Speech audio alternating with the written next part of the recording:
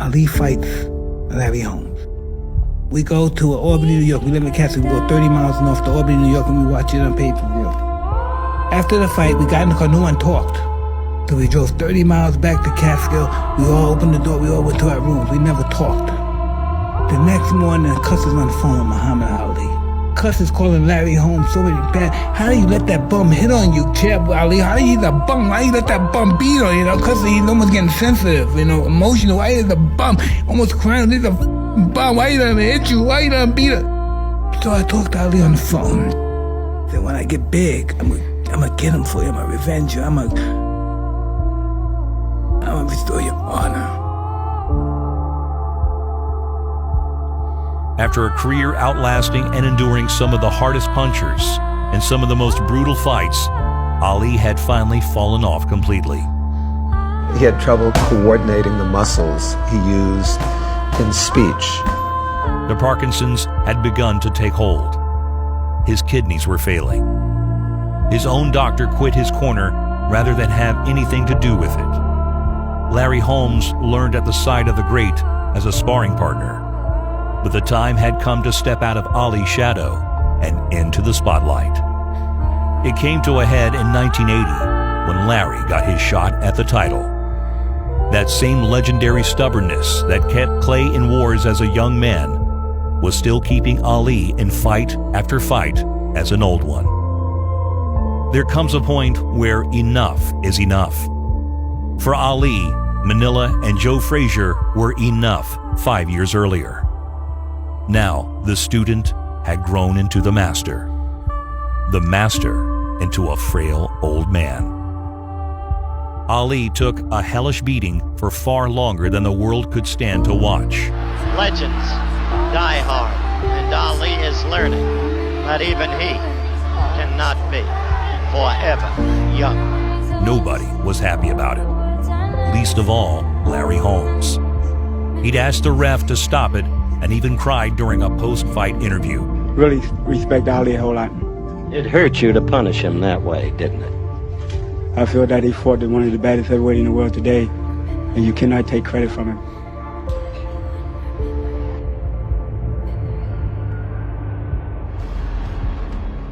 The love for Muhammad Ali overflowed out many eyes that night.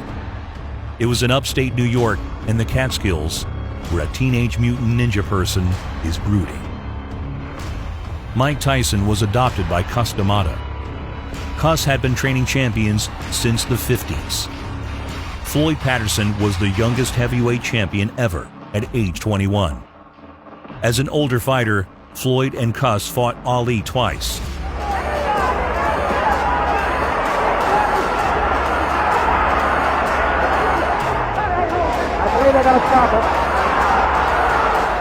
Falling short both times. Now Ali wants to punish him. You see it? They are right above us. Ali is after. Less than a half. Oh, now, the minute Patterson lands a blow, Ali punishes. Stopping the fight.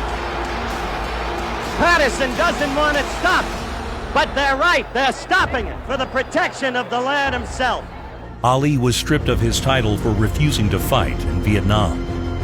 Badly in need of money, an idea hits him. Ali calls Cus. They create a documentary called AKA Cassius Clay, which was 2 hours of Cus and Ali verbally sparring over hypothetical fights between Ali and past champions. At one point, the sparring goes physical, and Cus manages to land a jab on a chastened Ali. Cus told Ali he'd lose to Joe Frazier. As usual, Cus was right.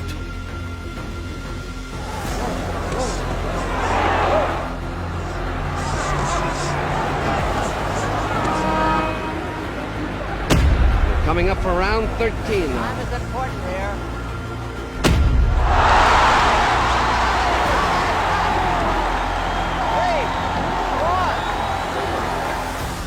Again, Ali calls Cus. This time, from a hotel in Zaire, the night before his immortal performance in the Rumble in the Jungle. In a rare moment of shaken confidence, Ali asked his old friend how to handle the wrecking machine. Cuss told Ali bullies don't like getting stood up to. He told Ali to hit Foreman hard early to get his respect. All those legendary lead right hands Ali landed early were a result of that conversation.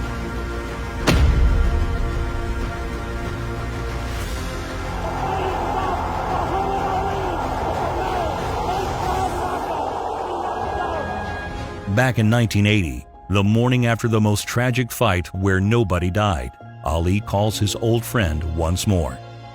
Mike overhears Cuss getting emotional. I'm on the phone, I'm crying, and he was saying, but I said, when I get big, I'm gonna get him for you, I'm gonna revenge you, I'm gonna restore your honor.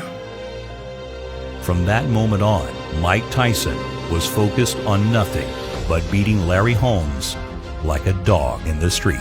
Under Cuss's perceptive gaze, Tyson perfected the peekaboo style. It was a style made for Tyson 30 years before he was alive. It emphasized head movement and pressure-based counterpunching. It allowed a shorter man to get up close and murderous on the inside. At the time, the heavyweight division was full of tall jabbers.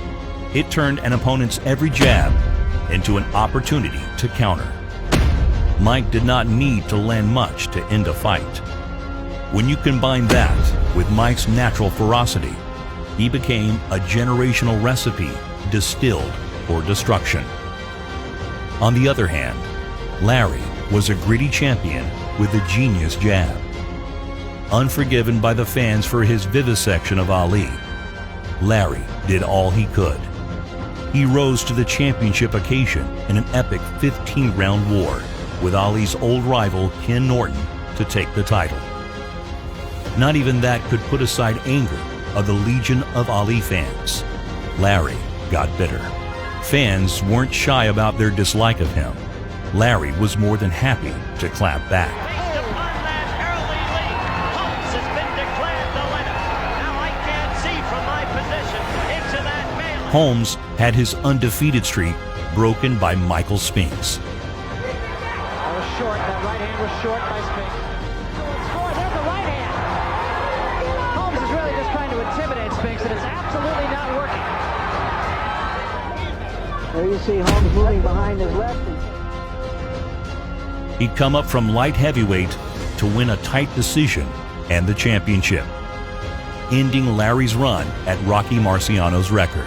After losing an even tighter decision in the rematch, Larry retires furious in 1986. It appeared Tyson would never get the chance to avenge his idol. In slithers Don King. $3 million and a title shot at Tyson proved too good for Larry to pass on. He was 38 years old and had been retired for 2 years. The chip on his shoulder and zeros in his bank account were too big to ignore. Against everyone's better judgment, Larry, just like Ali before him, couldn't turn down one last fight against a killer.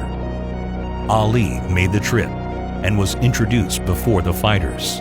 Before he left the ring, he leaned in and reminded Tyson what he promised years ago he hadn't forgotten.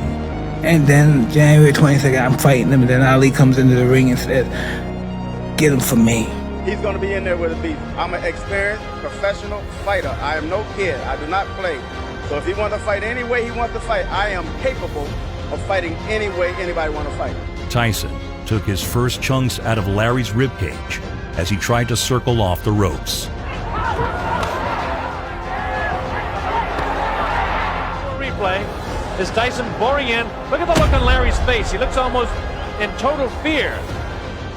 Larry was a former Penn State champion wrestler, and against Mike Tyson, his grappling pedigree was the only thing that kept him standing. Brilliant defense.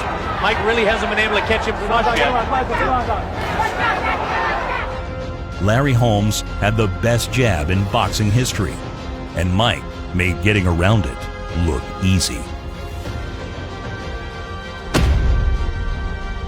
In round 4, Tyson landed the straight right that made his words come true. Tyson swarmed on Holmes and finished the old man quickly. Larry's down again. Down he goes. It was the only knockout of Larry Holmes's career. 17 seconds. He may be able to get by the round. He should be hanging on. Nail with the right hand, the left hand. He's going to hang on. And they'll stop the fight. Down he goes. Larry's hurt. It's all over. He is knocked out. He didn't even bother the count. It was a vicious, vicious right hand. It came like a bolt. When I watch somebody like Ali, I watch somebody that's really the real deal, then I know I'm not great. When you see greatness, then you know that's not me. That's just my ego. No, that's just my ego.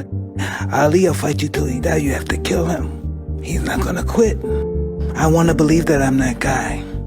My ego tells me that, but the reality of it is that I love my beautiful wife. I love this life that I have. I can do almost anything.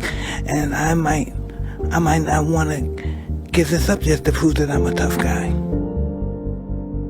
But Ali would. That's what I know. Everybody can call me what they want and this and that. I'm not greater than Mike as I am. But I know what greatness is.